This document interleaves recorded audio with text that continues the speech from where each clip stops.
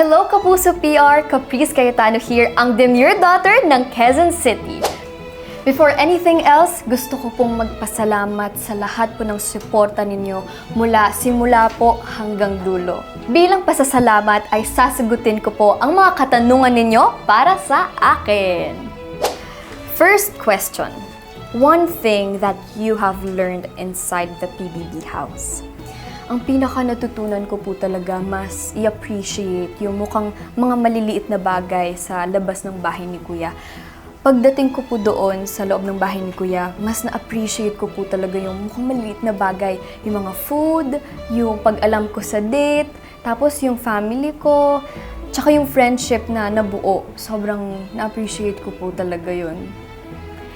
Ang pangalawang tanong. Ano ang itinuturing mong pinakamahalagang payo sa iyo ni Kuya? Hindi man po niya direktang sinabi sa akin, pero sobrang pinarealize niya po sa akin na magtiwala po sa sarili. Tsaka lagi pong piliin na magpakatao. Sinabi po sa akin yun ni Kuya bago po kami umalis ng bahay niya. May binigay po siya sa amin na bracelet. Nakalagay po dito, pagpapakatao. Sabi po ni Kuya na mas importante po yung pagpapakatao kaysa sa pagpapakatotoo. At yun po talaga yung dadalhin ko hanggang dulo. Pangatlong tanong, sinong housemate ang maituturing mong go-to person mo sa loob at labas ng bahay ni Kuya? Lahat naman po talaga sila, sobrang family na po talaga yung tinuturing ko sa kanila. Pero ang una ko pong nakausap sa paglabas po ng bahay ni Kuya ay si Crystal po. Yung sobrang sweet din po talaga ni Crystal. Pagka kinabukasan po nung paglabas namin ng bahay ni Kuya, nagkita po kami agad ni Crystal. Hindi po na mahinga talaga yung friendship namin, nagkita po agad kami kinabukasan. Dream role or project? Ang dream role ko po talaga ay yung Magnifico na role.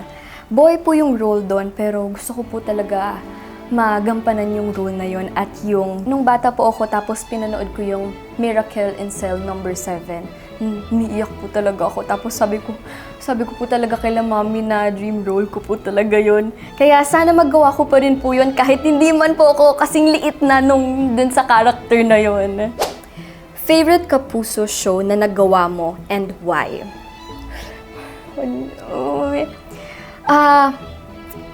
Pinaka hindi ko po makakalimutan. Lahat po sila favorite ko kasi iba-iba po talaga yun ng genre. Kasi yung iba po, bata pa ako noon. Pero ngayon po, pinaka tumatatak po sa akin ay yung Cruz versus Cruz. Dahil yun po yung una kong show ngayong teenager na po ako. Kaya nagpapasalamat po ako sa lahat-lahat ng naging show ko at sa Cruz versus Cruz family ko. Dahil kahit sa pagpasok ko po ng bahay ni Kuya, patuloy po yung suporta nila sa akin. Aside from acting, ano pa ang gusto mong ma-improve para sa iyong career at bakit? Aside from acting, gusto ko po talaga yung mga kikay-kikay, yung mga endorsement po. Gusto ko po talaga yun. Gusto ko po ma-explore yun. Kaya yun po yung nililook forward ko. Message to all your fans and casual viewers who voted for you as our Kapuso Big Winner. Sa lahat-lahat po na nagsosuporta sa akin at nagmamahal, maraming salamat po sa inyo. Mahal na mahal ko po kayo. Pinununo niyo na po talaga yung puso ko ng pagmamahal. Maraming salamat po. And always look at the bright side. At yung pang-last na question. Complete the sentence. I am Caprice and I am always positive. Thank you! I think that's it! I hope you guys enjoyed this quick kamustahan as much as I did. Nabitin ba kayo? Alam nyo, wag na po kayong malungkot because you can follow me on my social media. Instagram, Caprice, at sa lahat po ng social media ko, Caprice Cayetano. Please continue to support me sa aking upcoming projects ngayong nasa outside world na ako. Thank you so much po and see you soon mga kapuso at kapamilya. Mwah!